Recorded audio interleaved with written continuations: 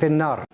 والهام جدا، الرسول صلى الله عليه وسلم صلى صلاة الغائب على النجاشي وهو رجل من السادة النصارى المسيحيين. رسول الله بأمر من الله مباشر، طبعا لله ولرسوله المثل الأعلى. على زمن الرسول صلى الله عليه وسلم لم يكن سوشيال ميديا، يعني لم يعلم أن النجاشي انتقل إلى رحمة الله.